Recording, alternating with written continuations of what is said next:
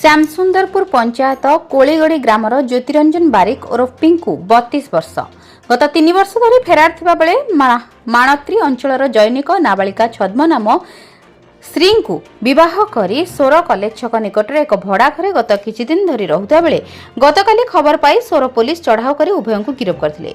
खबर पाई प्रथमे श्री लक्ष्मीप्रिया नायक मध्य घटनास्थल में पहुंची उभय स्वामी स्त्री मध्य बत्सा होता। सूचना मुताबक गत 9 वर्ष तले 2015 मसीह कोलीगड़ी ग्रामर करुणाकर बारिक पुओ ज्योतिरंजन बारिक कंठिया टिकर ग्रामर शंभुनाथ नायक झील लक्ष्मीप्रिया नायक भल पाई जगन्नाथ मंदिर में वैदिक रीतिनीति में बह कर जानी यौतुक सहित नगद 1 लाख टंका यौतुक आकार में ज्वाई को देते।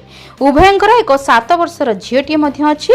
गत 5 वर्ष धरी ज्योतिरंजन ओरफ पिंकू एवं तांको परिवार विभिन्न जातना देउथिबा बेले 3 वर्ष पूर्वे पिंकू फेरार हेबा परे बहु लक्ष्मी प्रिया शाशु घर बाहर कर देथिले। से बाप घरे निज झील सह रहुथा बेले घटना नहीं नीलगिरी थाना रे एतला मध्य करा जायतिबा जणा पड़िछि।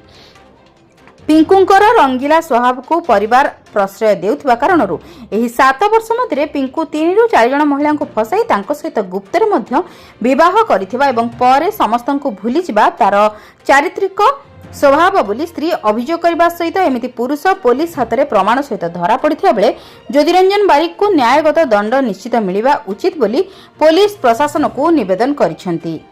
सोररू आत्मानंद दास को रिपोर्ट जन अधिकार लाइव।